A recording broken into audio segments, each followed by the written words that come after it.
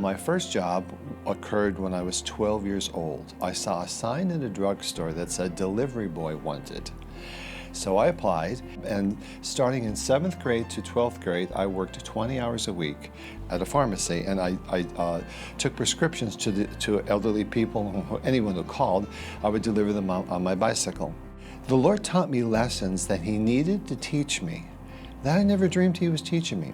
For example, the owner of the drugstore, was a woman, and she said, your main objective is to take care of the customers.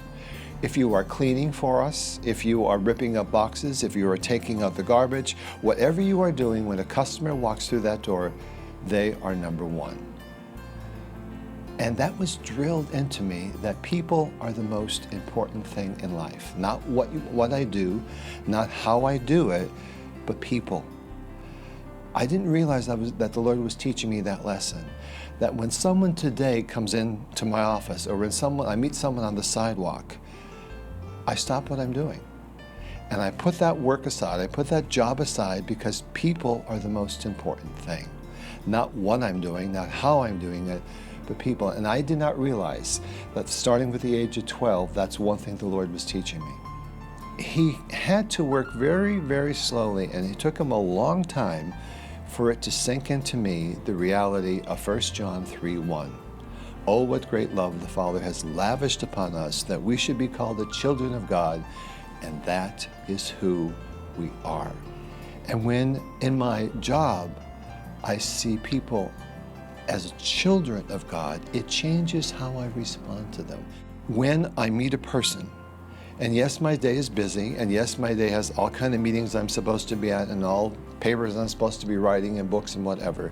But I asked Him to give me the gift, and only He can do this, that when I meet you, that you leave my presence because you have met Jesus through me, feeling you were the most important person in my life at that moment.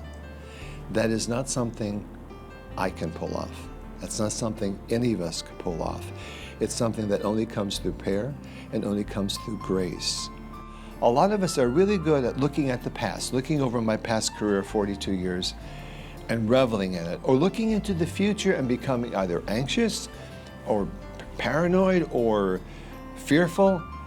And I think one of the great tricks of the enemy is to get us to think about the past a lot or think about the future a lot, and to miss out on the present moment. Some of the most important work that occurs in my job as being a college professor is walking into the student center.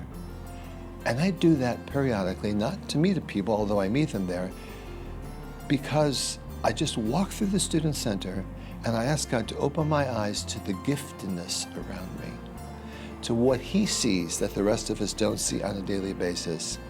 And when you do that, this job becomes holy. My name is Charles Bressler. My job is Professor of English and also a member of John Wesley Honors College. My work is loving His children.